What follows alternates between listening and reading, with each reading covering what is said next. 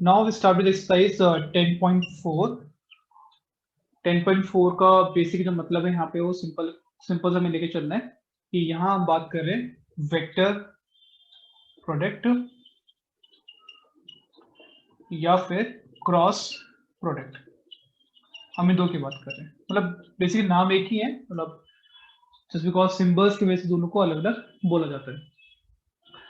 Concept same है कि मान लीजिए दो वेक्टर्स हैं और दोनों वेक्टर्स आपके पास को इनिशियल वेक्टर्स हैं, इसके बीच में एंगल आपको थीटा गिवन है। ठीक है, दो वेक्टर्स हैं, ए वेक्टर बी वेक्टर, इसके बीच में जो एंगल है वो आपका थीटा दिया हुआ। सो अगर मुझसे बोला गया है A vector cross B vector निकालने के लिए, तो फॉर्मूला आपका होगा mod of A mod of B sine theta into N cap. So A vector cross B vector is basically mod of A mod of B sin theta into n cap. Now what is n cap? N cap is basically a unit vector perpendicular to A vector and B vector. ठीक है, A vector cross B vector का मतलब क्या होगा? Mod A mod B sin theta n cap, where n cap is a unit vector which is perpendicular to both A vector and B vector, right? Second, because हम यहाँ जो बात कर रहे हैं क्रॉस यूज कर रहे हैं, that's the concept is called cross product. Cross product और प्रोडक्ट के बाद जो फाइनल आंसर निकल के आ रहा है वो आपका वेक्टर के फॉर्म में निकल के आता है, इसलिए इसको हम वेक्टर प्रोडक्ट भी बोलते हैं। तो आप वेक्टर प्रोडक्ट बोल सकते हो, आप क्रॉस प्रोडक्ट बोल सकते हो, ये आपके ऊपर है। नाउ बिकॉज एक वेक्टर है तो A cross B is equal to negative of B cross A. Vector है तो डायरेक्शन अलग अलग हो सकती है ना, तो आप ए क्रॉस बी और बी क्रॉस ए को सेम भी कर सकते हैं। मैग्नीट्यूड वाइज डेफिनेटली सेम होंगे, लेकिन हाँ डायरेक्शन वाइज वो दोनों डिफरेंट होंगे। तीसरा, अगर सेम वेक्टर का क्रॉस प्रोडक्ट आप सेम से ले रहे हैं तो आपका आंसर जीरो होगा। तो A vector cross A vector zero होगा, उसका रीजन बहुत क्लियर है। आप साइन थीटा यूज कर रहे हो, दो एंगल दो वेक्टर्स अगर आपके सेम है तो थीटा जीरो हो गया, और जैसे थीटा जीरो होगा साइन जीरो जीरो, तो कंप्लीटली वो आपका जीरो बन जाएगा। फोर्थ, अगर आपका ए वेक्टर पैरेलल है बी वेक्टर के, तो A vector cross B vector is equal to zero. इसमें ना कंडीशन आ जाती है कि दोनों के दोनों नॉन जीरो होने चाहिए, तो वो हम मान के चल रहे हैं। सो अगर ए वेक्टर पैरेलल है बी वेक्टर के तो उसका क्रॉस प्रोडक्ट जीरो होगा, और अगर क्रॉस प्रोडक्ट जीरो है, गिवन कंडीशन है कि ए और बी आपके not equal to zero vectors हैं, देन दो वेक्टर्स आपके पैरेलल वेक्टर्स माने जाएंगे। और यहां हम लेके चल रहे हैं A vector not equal to zero, B vector not equal to zero, right. Next fifth one is area of parallelogram. मान लीजिए ये आपका एक पैरेललोग्राम दिया है हमें, ये आपका ए वेक्टर आ गया, ये बी वेक्टर हो गया, इसका मुझे एरिया निकालना है, तो सिंपल होगा mod of A vector cross B vector. A vector cross B vector निकालो, उसका मैग्नीट्यूड निकाल दो, वो आपका एरिया ऑफ पैरेललोग्राम हो जाएगा। और इसी तरीके से अगर आपको निकालना है एरिया ऑफ ट्राइंगल, तो सेम ऐसे आ गया। अब भाई ट्राइंगल हम ये भी ले सकते हैं ना, देखो जैसे मैं डायगोनल को ज्वाइन किया वो ट्राइंगल बन गया। तो अगर पैरेललोग्राम का एरिया है मॉड ए क्रॉस बी, तो ट्राइंगल का एरिया हो जाता है half mod A vector cross B vector. Seventh result, let's say A vector आपको गिवन है A I a1i b1j c1k, B vector given है a2i b2j c2। You need to find a vector cross b vector now. Point is I, j, k, a1, a2, b1, b2, c1, c2। Determinant का use करना है, ठीक है। ये few results हैं आपके पास। एक और रिजल्ट है इसके अंदर कि अगर आपको वेक्टर निकालना है, लेट्स से मुझे एक सी वेक्टर निकालना है जो परपेंडिकुलर है ए पर भी और परपेंडिकुलर है बी पर भी। वेक्टर परपेंडिकुलर है ए पर भी, परपेंडिकुलर है बी पर भी, तो सी वेक्टर को आप लिख सकते हो लैम्डा टाइम्स ए वेक्टर क्रॉस बी वेक्टर। अच्छा सी एक वेक्टर है, यूनिट वेक्टर नहीं है, दो में डिफरेंस होगा, ठीक है। सी एक वेक्टर है, तो अगर सी एक वेक्टर है which is a perpendicular to a vector and perpendicular to b vector, तो c vector is basically equal to lambda times of a vector cross b vector. So 10.4 question number 1 के अंदर a आपके पास आ गया, b आपके पास है, और you need to find mod of a vector cross b vector, ये आपको निकालना है। तो अब नेक्स्ट स्टेप क्या होगा हमारा, फर्स्ट ऑफ ऑल फाइंड करेंगे ए वेक्टर क्रॉस बी वेक्टर, क्योंकि जब तक ए वेक्टर क्रॉस बी वेक्टर नहीं आएगा आप इसका मैग्नीट्यूड नहीं निकाल सकते। सो मॉडुलस आई जे के, ये फर्स्ट रो आ गई, और सेकंड रो में ए के component which is your 1 minus 7 7, फिर बी के कंपोनेंट 3 माइनस 2 2। सेम वे जिस तरीके से आप डिटरमिनेंट को सॉल्व करते हैं बिल्कुल वैसे ही करना है, plus minus minus 14 plus 14 minus j, it will be 2 minus 9 minus 21 plus k times minus 2 plus 21. So it will be the 0 आ गया, 0i 19j 19k, 19 कॉमन तो j plus k, राइट। तो ये मेरे पास ए वेक्टर क्रॉस बी वेक्टर आ गया। अब इसका magnitude निकालना है, 19 कॉमन है वो बाहर रहेगा, अंडर रूट ऑफ 1 का स्क्वायर प्लस 1 का square, so 19√2 is your answer. Question number 1 exercise 10.4। आप उसका यूनिट वेक्टर भी निकाल सकते हैं। सो क्वेश्चन नंबर 2 नाउ, जैसे कि हमें एक यूनिट वेक्टर निकालना है जो परपेंडिकुलर है a प्लस बी और a माइनस बी पर, a और b ऑलरेडी मुझे गिवन है।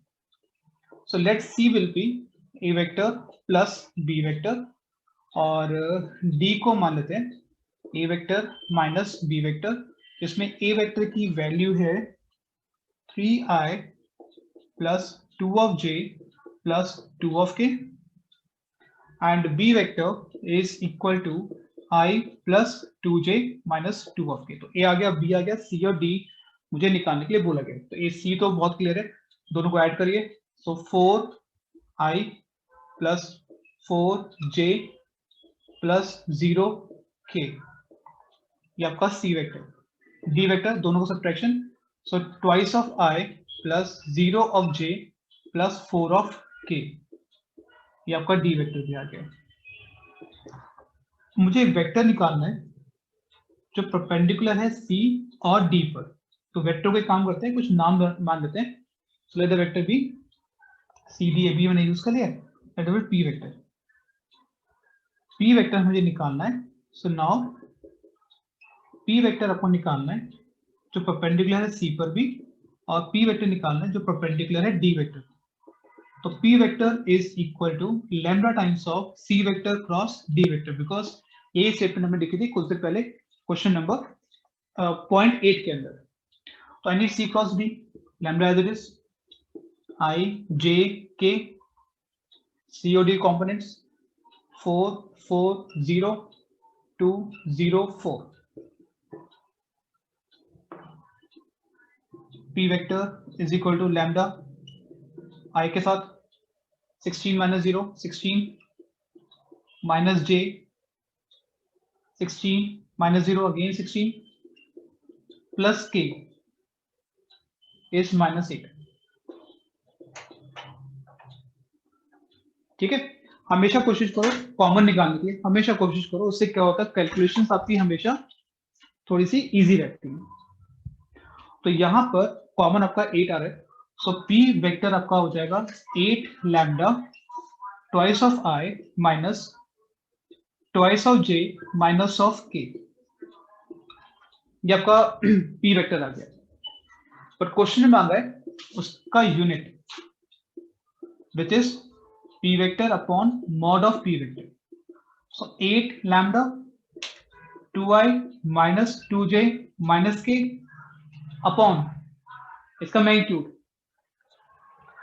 8 अंडर रूट 4 + 1 8 से 8 कैंसिल, आई थिंक लैम्डा भी साथ में रहेगा, उससे भी कैंसिल। आंसर आपको आ गया 2i - 2j - k upon 3 is your answer.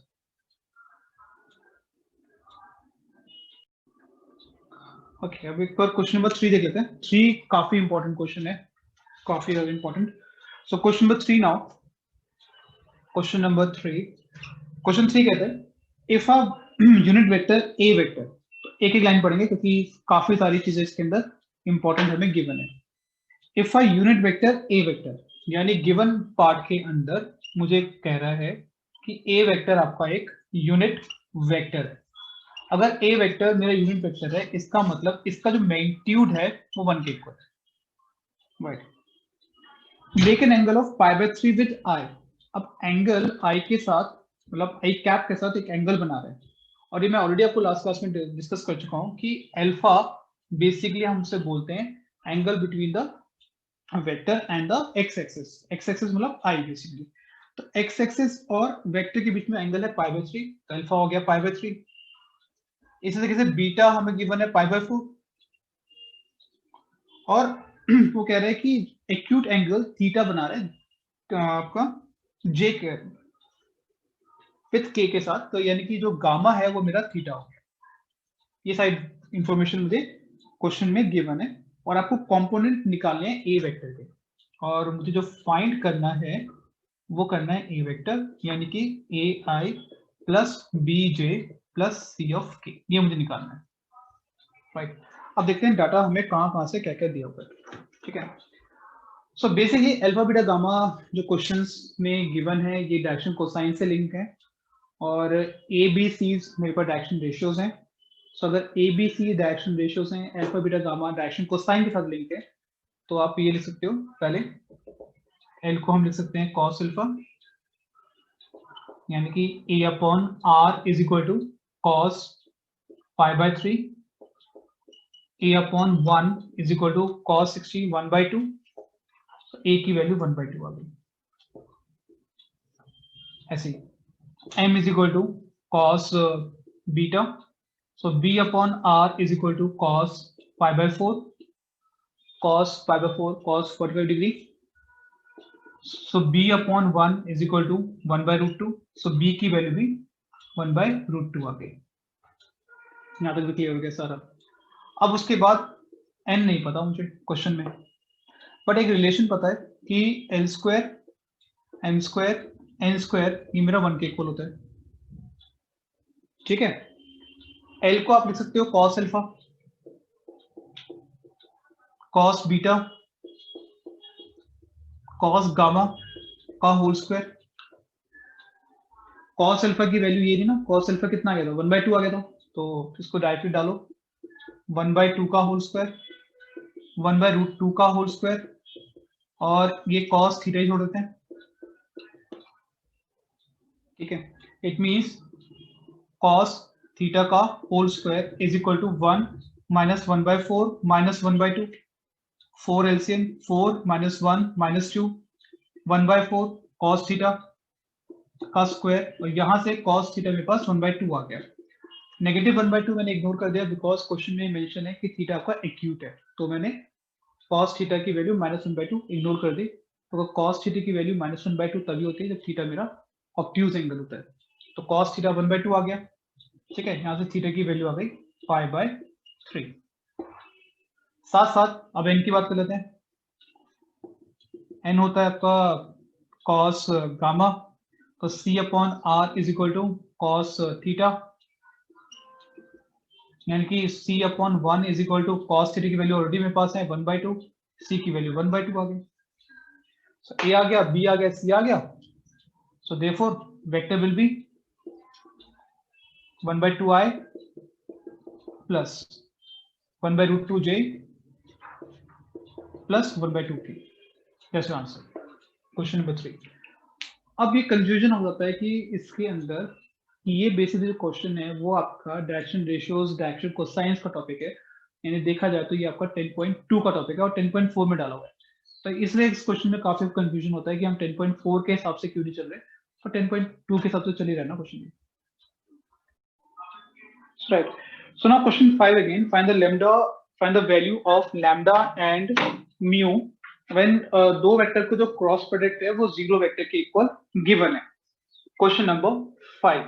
सो यहाँ पे गिवन है आपको 2i plus 6j plus 27k cross i plus lambda j plus omega k equal to zero vector. अब इसका मतलब तो क्लियर है, ये आपका आ जाएगा i j k, ये आपका a vector, this is B vector, it means 2 6 27 1 lambda mu is equal to 0 vector, तो 0i plus 0j plus 0k को सॉल्व करते हैं i के साथ. तो 6 of mu minus 27 lambda minus j is 2 mu minus 27 plus k इनके 2 lambda minus 6 is equal to 0 vector, यानी कि 0i plus 0j plus 0k. सो दो वेक्टर्स इक्वल तभी होते हैं जब उनके i के कंपोनेंट, j के कंपोनेंट और k के कंपोनेंट इक्वल होते हैं. आप इसको लिख सकते हो 0i plus 0j plus 0k. इसको लेने की कोई जरूरत नहीं है, आप इनको दो को लीजिए. So on comparing 2 of mu minus 27 0 के इक्वल है एंड 2 lambda minus 6 मेरा 0 के इक्वल है. म्यू की वैल्यू 27/2 के इक्वल आ गई और लैम्डा की वैल्यू 3 के इक्वल आ गई. ठीक है, यहाँ पे इसको कंपेयर करने की जरूरत नहीं है बिकॉज में फंस जाओगे, क्योंकि न्यू और लैम्डा दोनों ही इसके अंदर इन्वॉल्व हो रहे हैं. This again question number.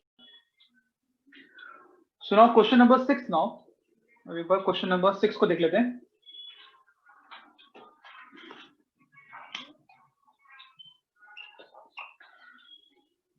Given that, question में जो गिवन है आपको part, A vector dot B vector 0 के इक्वल है and A vector cross B vector भी मेरा 0 के इक्वल है. क्वेश्चन कह रहा है what can you conclude about the vectors A vector and B vector. ठीक है, तो एक एक स्टेप में लेके चलेंगे, केस 1 और केस 2 लेके चलेंगे. केस 1, मान लीजिए ए वेक्टर डॉट बी वेक्टर 0 आ रहा है. अभी कब कब 0 हो सकता है? पहली कंडीशन, या तो ए वेक्टर परपेंडिकुलर होना चाहिए बी पर, ये तो हमारी कॉमन अंडरस्टैंडिंग है कि जब भी डॉट प्रोडक्ट 0 होता है तो दो वेक्टर आपके परपेंडिकुलर होते हैं. या फिर आउट ऑफ दीज टू कोई भी एक वेक्टर मेरा 0 के इक्वल आ जाए, यानी इन तीनों में से कोई भी एक कंडीशन हो सकती है. केस 2, ए वेक्टर क्रॉस बी वेक्टर 0 के इक्वल है. तो कौन कौन सी कंडीशन पॉसिबिलिटीज हम निकाल सकते हैं? पहला, दोनों पैरेलल हो जाए, ये भी पॉसिबिलिटी है. या फिर आउट ऑफ दीज टू कोई भी एक 0 हो जाए. ठीक है, अब इन दोनों के अंदर मुझे कंक्लूड करना है, दोनों को क्लब करना है. एक दो वेक्टर्स साइमल्टेनियसली परपेंडिकुलर और पैरेलल तो नहीं हो सकते, तो ये तो रूल आउट करना पड़ेगा. बचा गया ये दोनों कंडीशंस. यानी कि अगर हमसे पूछा जा रहा है कि अगर डॉट प्रोडक्ट भी 0 है, क्रॉस प्रोडक्ट भी 0 है, तो ए और बी के बारे में आप क्या कहते हो? तो उसके लिए बेसिकली हमें क्या कहना पड़ेगा कि ए और बी के बारे में हमें क्या कहना पड़ेगा बेसिकली कि this implies either A vector equal to 0 और बी वेक्टर इक्वल टू 0. तो ए वेक्टर 0 होगा या फिर मेरा बी वेक्टर 0 होगा, ये हमें चेक करना.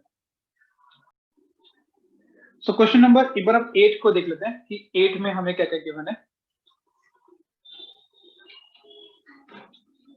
क्वेश्चन नंबर 8 में गिवन आपको है कि या तो ए वेक्टर और बी वेक्टर अगर 0 के इक्वल है देन ऑब्वियसली उसका क्रॉस प्रोडक्ट 0 के इक्वल होगा, but converse is not true. ठीक है, तो अगर आप कह रहे हो कन्वर्स ट्रू नहीं है तो आपको फिर अब एग्जांपल देना पड़ेगा. तो उसके लिए काम करते हैं, लेट कर लेते हैं ए वेक्टर को i plus j plus k और बी वेक्टर को ले लेते हैं 2i plus 2j plus 2k. अब ये दोनों मेरे नॉन जीरो हैं, लेकिन इनका जो क्रॉस प्रोडक्ट है वो मेरा 0 आएगा बिकॉज ये प्रोपोर्शनल है. प्रोपोर्शनैलिटी है, पैरेलल वाला कॉन्सेप्ट चलाते हैं यहाँ पे, प्रोपोर्शनैलिटी है. तो इसलिए क्रॉस प्रोडक्ट 0 है बट इंडिविजुअल वेक्टर 0 नहीं है, इसलिए मेरा कन्वर्स भी ट्रू नहीं है।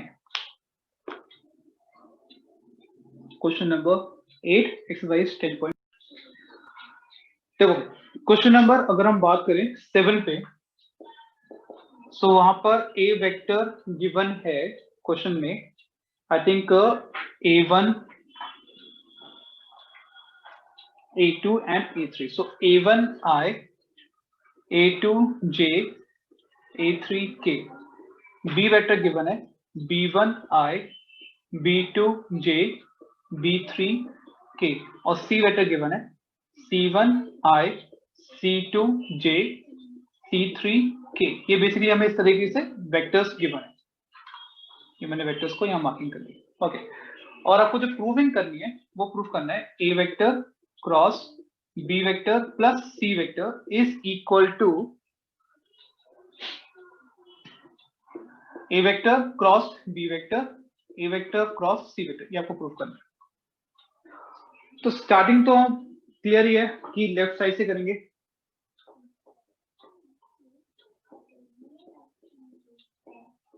तो यहाँ पे B प्लस C अलग से शो करने की कोई जरूरत नहीं है, और क्रॉस है तो डेफिनेट डिटरमिनेंट आएगा I, यहाँ पे J, यहाँ पे K। सेकेंड रो में A के components which is your A1, A2, A3, और थर्ड रो में B प्लस C यानी कि B1 plus C1, B2 plus C2, B3 plus C3।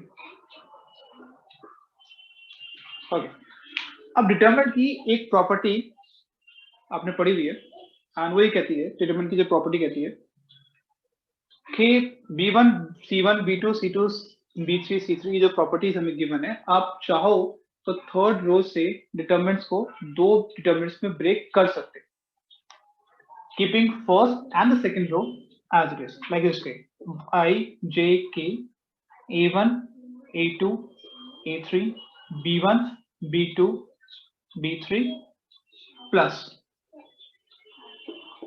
first और second row as it is C1, C2, C3। ये determinant की मैंने property use कर ली। इससे फायदा क्या होगा, ये आपका देखो डायरेक्टली A क्रॉस B आ गया, and this is basically A cross C which is equal right hand side. खत्म क्वेश्चन, ज्यादा में आगे जाना ही नहीं है क्वेश्चन नंबर में, तो आरएचएस को सॉल्व करने की कोई जरूरत ही नहीं है यहाँ पे। सो क्वेश्चन नंबर 9 में बेसिकली हमें बोला गया area of this particular triangle निकालने के लिए। एरिया ऑफ ट्राइंगल होता है half mod A vector cross B vector. Now what is A vector B vector? They are basically coinitial vectors. So मैंने बी को ले लिया इनिशियल पॉइंट और मैं बी ए वेक्टर और बी सी वेक्टर निकालूंगा। आप चाहो तो ए को ले सकते हो इनिशियल वेक्टर, आप ए बी वेक्टर और ए सी निकाल सकते हो, same with C also. So I let A as B A vector. The meaning of B A vector is final minus initial. तो A minus B करना पड़ेगा। तो 1 minus 2 is minus I, 1 minus 3 is minus 2J, 2 minus 5 is minus 3 of K.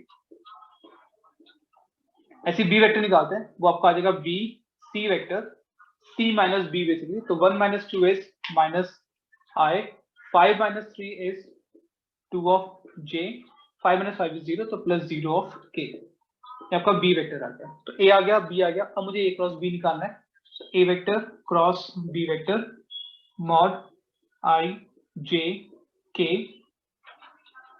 -1 -2 -3 -1 2 0, I के components 0 plus 6 minus J के component 0 plus -3 plus K के components -2 -2 -4। So 6 of I, 3 of J, -4 of K। कुछ common आने रहे, उसके बाद इसका magnitude निकाल लेते हैं। Under root of 36, 9, 16, so 25 and 36, root 61। area of the triangle ABC is half mod of A cross B, half root 61 square unit because of area की बात कर रहे हो। Question number 9। So question number 12 एक बार देख लेते हैं। यहाँ पे एक रेक्टेंगल हमें गिवन है, let's say this is rectangle for me which is ABCD, okay, और इनके पोजीशन वेक्टर्स गिवन है। अब देखिए ये बात मेरे को पहले भी बताई थी कि पोजीशन वेक्टर अगर गिवन है तो आप पॉइंट को लिख सकते हो, पॉइंट अगर गिवन है तो आप पोजीशन वेक्टर लिख सकते हो। जैसे एक का पोजीशन वेक्टर गिवन है -i + 1/2j + 4k, तो मैं सीधा पॉइंट लिख रहा हूँ -1 1/2, 4, ये मेरा पॉइंट आ गया। ऐसे बी का पॉइंट भी लिख सकते हैं, i + 1/2j + 4k गिवन है, तो आप यहाँ लिखे 1 1/2, 4, यहाँ पे देखते हैं 1 -1/2, 4, और डी आपका आ जाएगा -1 -1/2, 4। तो ABCD के मेरे पास बेसिकली वर्टिसेस आ गए हैं। अब मुझे इसका एरिया निकालने के लिए बोला गया है। एरिया होता है यहाँ पे, अगर हम एरिया की बात करें, mod of A vector cross B vector. What is ए को ये मान लेते हैं, व्हाट इज बी को ये मान लेते हैं, ठीक है। सो A वेक्टर आपका है AB वेक्टर B - A, तो 1 प्लस ऑफ 1 इज 2i, ये 0 हो गया, ये भी 0 हो गया, तो A वेक्टर मेरे पास डायरेक्टली आ जाएगा। ऐसी B vector is AD vector, -1 ये 0 सेम क्वांटिटी है, ये भी अलग अलग है, साइन डिफरेंट है, तो B वेक्टर आपके पास आ गया -J वेक्टर, बस 4 से 4 0 हो जाएगा। अब A vector cross B vector, I J K 2 0 0 0 -1 0, so I के साथ कितना होगा, ये तो 0 हो गया, -J के साथ ये भी 0 है, प्लस K के साथ कितना आ रहा है, -2 आ रहा है, ठीक है। सो अब मुझे इसका मैग्नीट्यूड निकाल लेते हैं, 0 + 0 + 4 यानी कि 2 आ जाएगा। तो what is the area, 2 square unit. Question number 12।